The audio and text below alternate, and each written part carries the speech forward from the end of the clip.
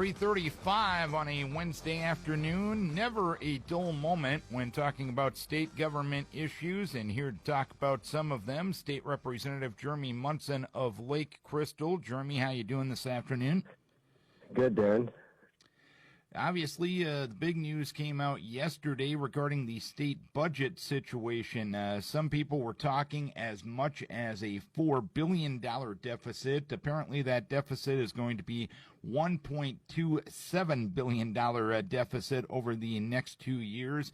Is this good news? Is it still bad news? Is it not as bad of news as some expected, or is it something else? Well, I would say it's really something else.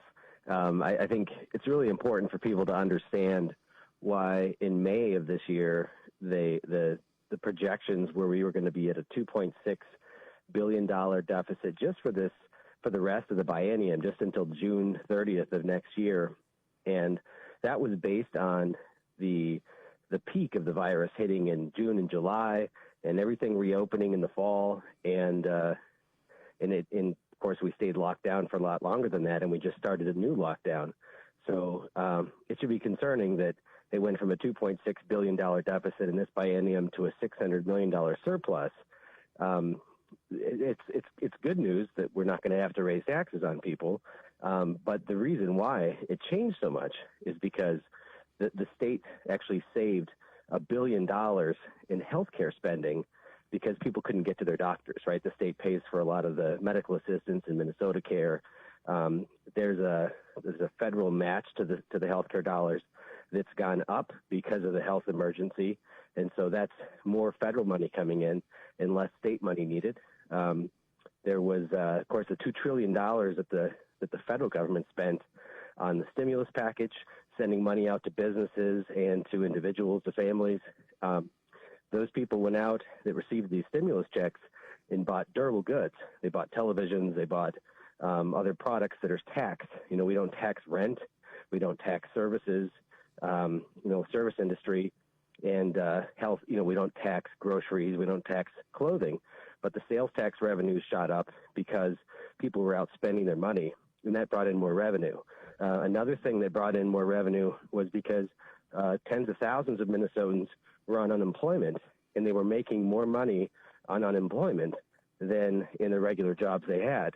And so these projections include an increase in income tax that will be due because you have to pay income tax on unemployment benefits. And so that's why more revenue is showing in the state projections. So it's good news that the state won't have to raise taxes on people, but there's a lot of reasons why these numbers changed. That should be concerning because these numbers are not going to continue, right? The unemployment benefits ended, and the federal government match for the increase in healthcare dollars is going to change here in the next few months. So the other really important thing for people to understand is that the reason why they're projecting a deficit in the next biennium, which starts in July 1st next year, is because state government spending automatically increases by about 7.4%. So if government would just stay in the same budget, the same amount of money that we're spending in this biennium, then we would have about $2.8 billion more money. We would save $2.8 billion. But, lawmakers tend to increase spending on all these programs every 2 years. And so if we stick with that same formula, then we'll be in a deficit that we need to decide what to cut. When you talk about government spending, you mentioned lawmakers usually spend more money because that's what they usually do. How realistic is it to not have those projected increases, and how much political will is needed to not have those increases? Of course, you can make this a little bit of a partisan issue, but there's many fiscal conservatives that get frustrated with Republicans for their inability to stand up for this issue. How does this happen? Well, right. I mean, I'm one of the fiscal conservatives that questions why spending at the state level has to increase. The lawmakers will defend it saying, well, it's in law that we have to do this. Well, when we write a budget and we pass that as a law and it's signed into law by the governor, that becomes law. So we can set the budget to be whatever we want. but the starting point is always an automatic increase of 4 or 5%, and people agree to increase these programs more to about totally about 7% or more than 7% increase. So we're asking Minnesota families to survive on less income. Many people have lost jobs. They've cut things in their family budget. Government should do the same. We should be cutting budgets from where we are now, but at the very worst, we should at least keep the spending the same, and then we would not have this deficit in the next biennium. So that's my standpoint, and we need to explain to people that we should just be asking government to keep spending the same as it is now, or even make some cuts to some programs that are not necessary. Keep in mind, the budget was set a year and a half ago when we had this huge surplus in the Trump economy, and everything was taken off, and we had extra money. They created new programs that probably would not be created if we were in a deficit. So we should be making cuts from our existing budget. But even the ones that aren't fiscal conservative should say maybe we should just keep spending the same. State Representative Jeremy Munson joining us here this afternoon. When you talk about the overall budget situation, you're talking in millions and trillions of dollars. Your average person just can't wrap their head around that because they're never going to see billions and trillions of dollars. Does that complicate the explanation process when you're trying to send this message of fiscal conservatism to your constituents? Well, I'd like to boil it down to the family budget. I mean, the $2 trillion stimulus package that was passed this spring equated to about $10,000 for every man, woman, and child in America. So if you have a family of four, the federal government spent $40,000 of your money. They put it in, on a credit card in your name and sent it out. And many families got, thousands of dollars. Not everyone got a stimulus check, but many families got thousands of dollars, but they didn't get $40,000. So we have to realize that this is your money that government is spending, whether it's at the federal level or the state level. The difference is the state level can't print money. We can't just carry a huge deficit or a debt like the federal government does. So we have a constitutional requirement to balance our budget, and that's what we're going to be doing at the state level. The hope from a lot of the fiscal liberals is that the federal government will spend another trillion or $2 trillion to bail out states and to send more money into our economy, and that's just not sustainable. Jeremy Munson joining us here this afternoon. How do you go about making the necessary reductions to make sure you can get your budget in balance with one party controlling the House, one party controlling the Senate? How rough of a legislative session is it going to be just on this matter alone? Well, I think if we can prevent government from just growing the existing budget to as a starting point for the next one, I think we should be fine. It's just when people try to build in automatic inflators or raises for government employees, we run into problems. There's not many government employees that lost their jobs during this pandemic, but a lot of private sector people did lose their jobs. And we need to make this fair on everyone. And I know when it comes to the semantics of trying to reduce a government budget, it's always a challenge because let's say a program is scheduled to get an 8% increase and you propose that program gets a 3% increase. The people that are against your proposal is going to say you're cutting that 5%. How do you fight that? We just have to talk about how Minnesota families are hurting. I mean, everybody's making budget cuts. Government needs to do the same thing. It's not fair to continue to grow government when we're asking everyone else to do more with less. And of course, there is now talk of a potential relief package for bars and restaurants, the organizations that have been hit the hardest related to the current COVID-19 shutdown and the previous shutdowns for that matter. In your mind, what type of package is necessary, or is it a case of the best economic development package you can give these folks is allow them to reopen?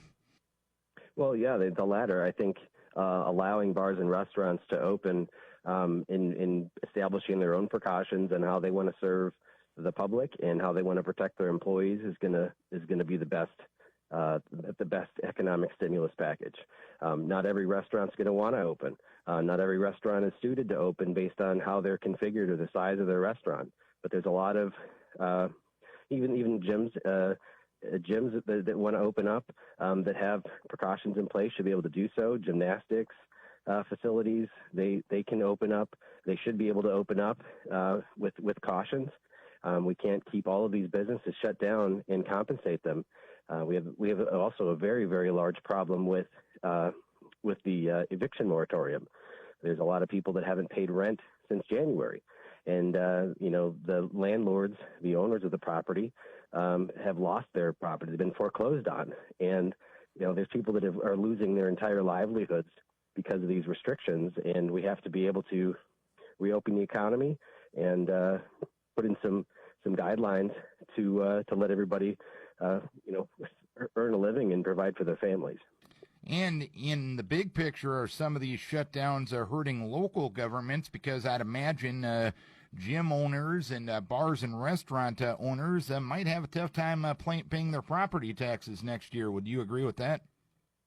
Yeah, everything is it's like dominoes. Everything is coming into this situation, and that's going to be a very difficult time for paying property taxes, and the same with the tens of thousands of Minnesotans who were on unemployment benefits for many months and did not pay income tax on that, and that will come due here shortly as well. And they're going to have to figure out how they're going to pay all the income tax money. So this is going to be a difficult problem, and I think you're right. Local governments are going to face some issues too, especially bars and restaurants that have really high property taxes and other licensing fees, and how they're going to pay all that.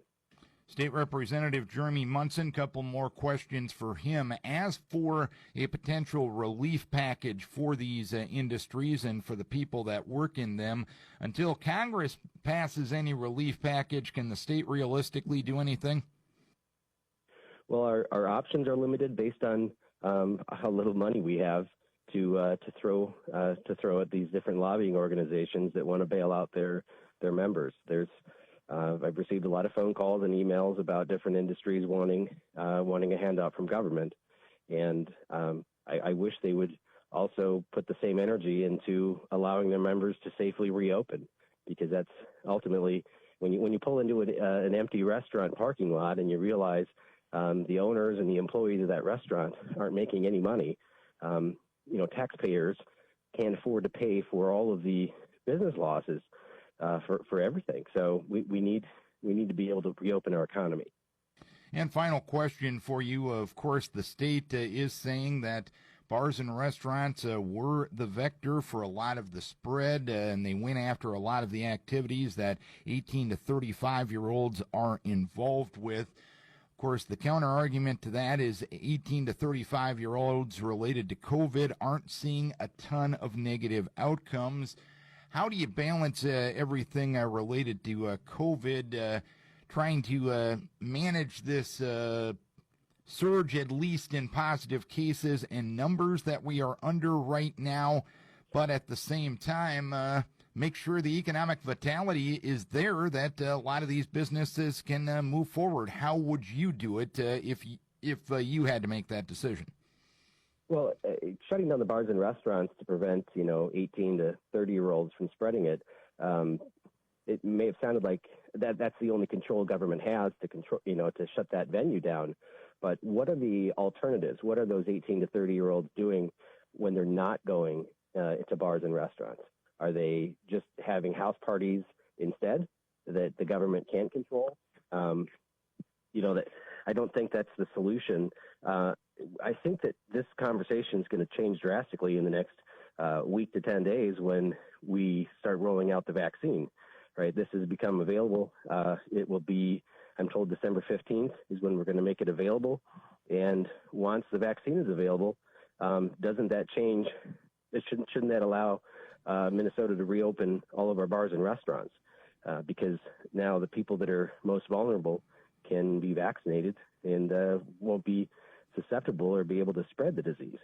And I'll sneak in one final question for you. Other than the government helping out with vaccine development, and there seemingly is going to be a few options related to the COVID-19 vaccine that will be on the market here in the very, very near future. I've thought about this a lot, and I think every measure that has been taken with good intentions, but the road to hell is always paved with good intention. Do we need to come perhaps to a sobering reality that there isn't a heck of a lot that government can do to slow this thing down?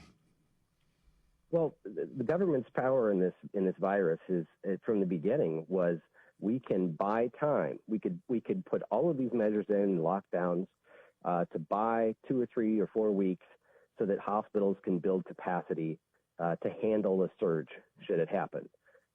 And the government did that, and the hospitals built out capacity to have, thousands and thousands of more beds if needed.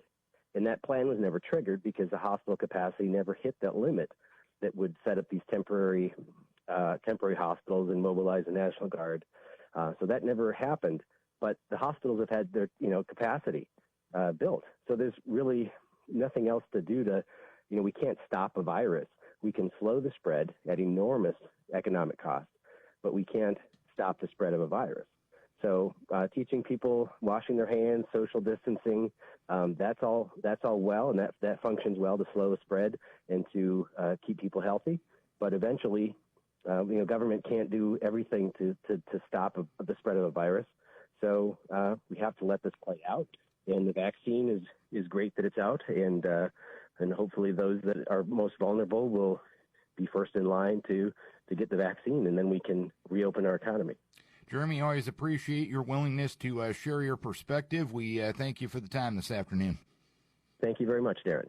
Jeremy Munson joining us, state representative from Lake Crystal at 350.